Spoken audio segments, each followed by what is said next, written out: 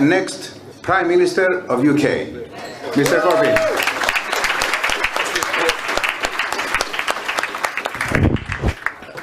Thank you very much, and thank you for inviting us here this evening. Vasilis, thank you for what you said and the way you've made so many of us welcome here this evening. You've made Lara, my wife, very welcome here tonight, despite it being her birthday.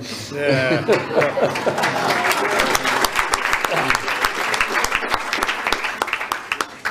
And other members of my family, including my niece Jasmine and other people that are here tonight, and her partner. Great. And I also want to acknowledge Susie Stride, who's here tonight. I'm going to just explain to Susie, there was a bit of a mistake in Harlow in the general election, and the wrong person got elected. You know how it goes.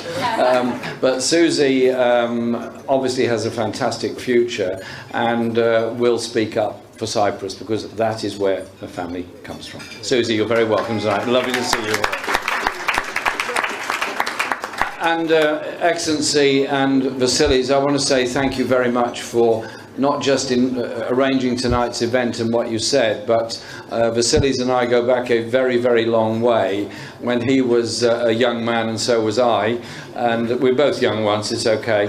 He still is, I'm not. And he came to help me in my office in Islington as a very, very valuable assistant in many, many ways, doing research work as well as helping with constituency issues. And what's totally impressive is the way that over all these years he's organised the Famagusta Society, never wavered whatsoever from the fundamental cause of bringing about the reunification of Cyprus and supporting the Cypriot community in the process. And it is a long time ago that it happened, the invasion. It's a long time ago the partition took place. He has never wavered 1 inch from his determination to see the island reunited, as indeed everyone in this room has never wavered from their determination to see the island of Cyprus as one, a reunited island. And in the 1970s, when the invasion took place, I was a councillor in Haringey, representing Haringey Ladder and South Hornsey area.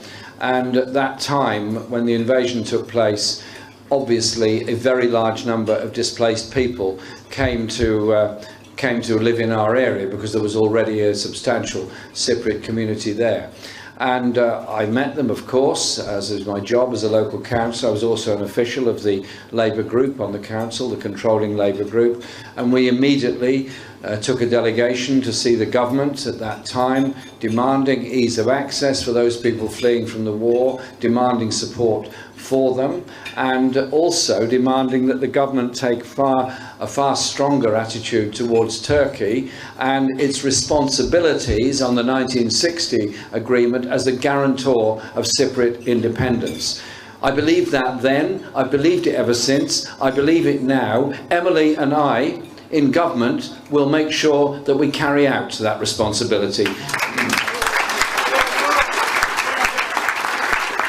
And I think the speech Emily just gave you indicates the incredible personal knowledge she's got of Cyprus, but also of her whole approach and attitude towards the future of the island. What impressed me then about the Cypriot community in Haringey in the 1970s and now was that actually people didn't ask for very much. They weren't asking for a lot other than us to politically act to try and bring about the reunification of Cyprus. But as Excellency pointed out, the community has made an incredible contribution to the economy and culture and life of this country. And I'm very proud to be a good friend, I hope, forever to the Cypriot community, and acknowledge all the work that everyone's done in the businesses they've established, the jobs they've created, the communities they've developed, the work they've put in, and the huge general charitable support contribution that's made to our community and our society by all Cypriots in Britain. So thank you very much for all that you do.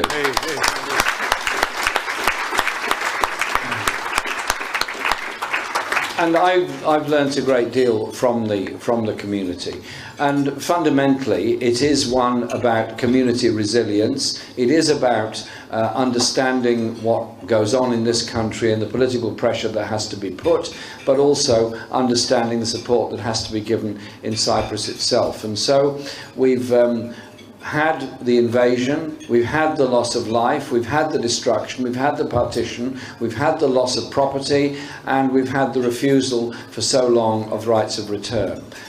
The Annan plan was rejected by the majority of Cypriots because it didn't meet the requirements of the Cypriot people as a whole. It has to be rethought. There has to be a new plan put together. It's not going to work unless it's acceptable to everybody. That has to be the basis on which a new plan is developed, and that's one that we'll be working on in opposition as well as hopefully in government in the near future, so that we hit the ground running and we're able to do all we can to support that process. We are in Britain at the moment going through a very strange process.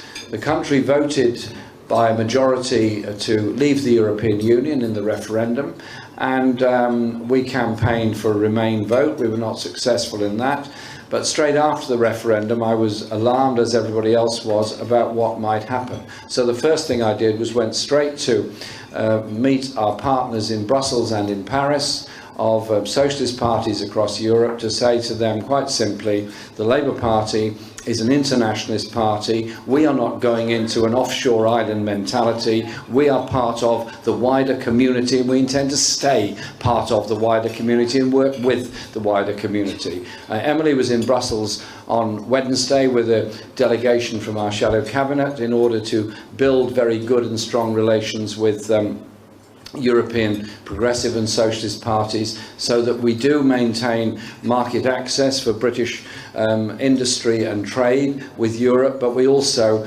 protect the conditions we've achieved from being members of the European Union, such as Working Time Directive and a number of the social conditions we've achieved. But above all, it's about the kind of relationships we have with the rest of Europe. And so in order to emphasise our seriousness on having a relationship with people all across this continent, we all, after all, live on the same continent, we're organising quite a substantial political summit of a number of parties coming to London next year, so that we can work out what our relationship will be in the future, because I don't want us to be cut off. I want us to be part of the relationship of people all across Europe, as I'm sure everyone in this room does as well.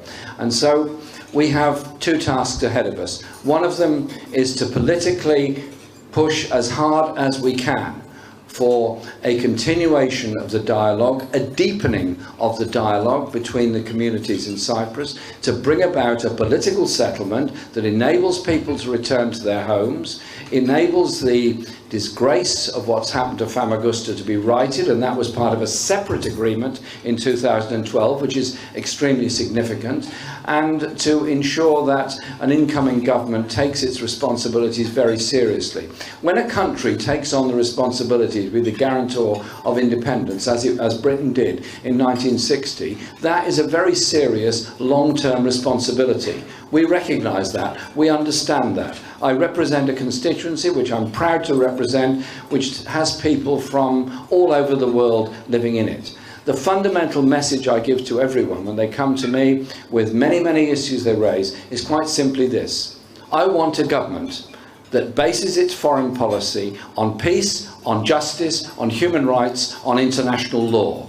I want a foreign policy which is a contribution towards improving democracy, living standards and human rights around the world. That means accepting our responsibilities. It means ensuring there is a peaceful solution to the conflicts, of bringing people together, but also recognise the deep injustices that have been done and were done in 1974 when that invasion took place. If that means a difficult relationship with some big powers in order to assert our determination to uphold the rule of law and human rights, then so be it. But I'm absolutely determined that we will have a government dedicated to the principle of human rights all around the world, just as much as in our relationships with Europe in the future.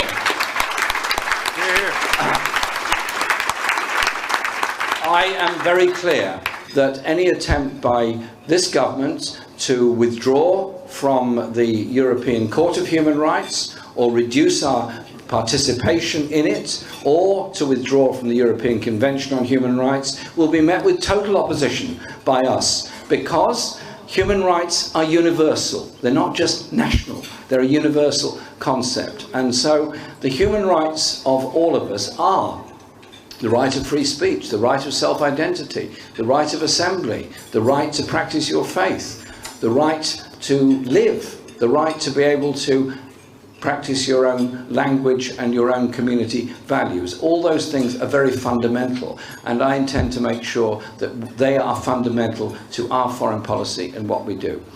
These are times that are, for me, very exciting, very active, and also a fantastic opportunity to meet with and work with communities, some of whom I've known, such as your community, for very many years. Some I'm getting to know better for almost the first time. But if you approach every problem from the same principle of democracy, peace, justice and human rights, then you have those core principles on which you can develop the solution to the problems. I want to conclude with saying this. This community has made the most incredible contribution to life in Britain. You should be very proud of so much that's been achieved, this incredible contribution that's been made. You should be very proud of the support you've given to a whole lot of people. And despite the division of the island, the pride you have in the Republic of Cyprus, the pride you have in a solution that does bring about communities being able to live together and work together on a basis of respect and justice. That is something surely we all demand for ourselves, and we make sure happens for everybody else. And so to me, it's a wonderful pleasure to work with this community over so many years and to be here tonight. And if you invite me, I'll be very happy to come again. Thank you very much indeed. Thank you, Mr. Corbyn.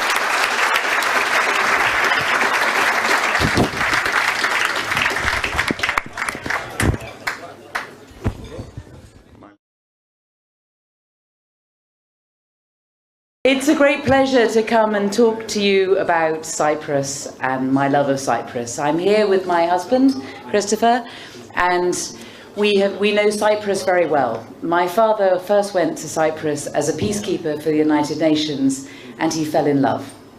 And he fell in love with the beautiful island of Cyprus, and he built his home there, and he lived there for many years until he died. And so us as a family visited Cyprus on many, many occasions. And whenever I get an opportunity to talk about Cyprus, I do.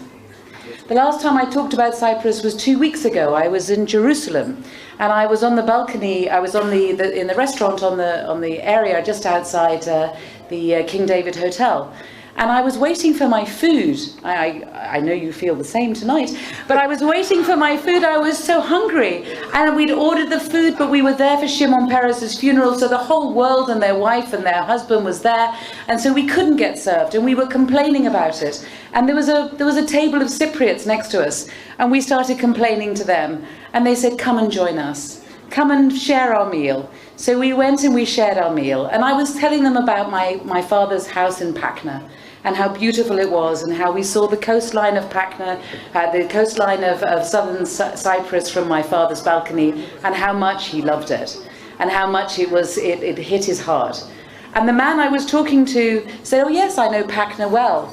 I used to be the MP for Pachna," and it turned out that I was sitting on the table of the president of Cyprus, and I was eating his bread.